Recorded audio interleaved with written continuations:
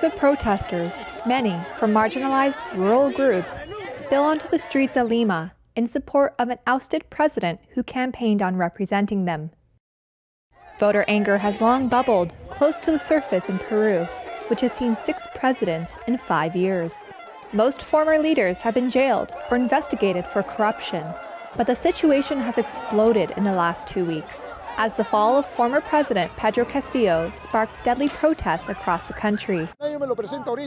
Castillo's recent ouster has fired up voters like this man, a farmer who traveled for 3 days to reach the capital Lima to march in support of Castillo.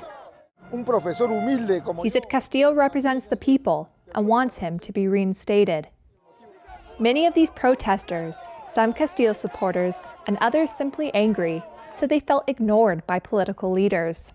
But Castillo, a former teacher and son of peasant farmers, had at least been one of their own, they said, despite his many flaws. Now, the anger among many marginalized people is threatening to derail a fragile new government, with President Dina Boluarte and a reviled Congress. Some Castillo supporters blame Boluarte for protest deaths. They carry banners calling Boluarte a murderer and demanding she resign. But the president on Saturday rejected that demand and implored Congress to bring forward elections. Solo estoy cumpliendo con el mandato constitucional. I'm only fulfilling my constitutional mandate. There's a group saying, Dina, step down. But what will be solved by my quitting? Is the problem solved? The problem won't be solved. We will be firm until Congress approves to bring forward elections. Castillo rose unexpectedly to the presidency last year on a wave of support from rural voters fed up with the status quo and what they saw as a corrupt Lima-based political elite.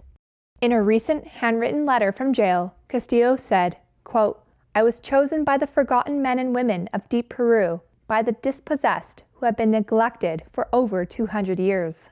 He's serving 18 months of pretrial detention while being investigated for alleged crimes of rebellion and conspiracy, which he denies.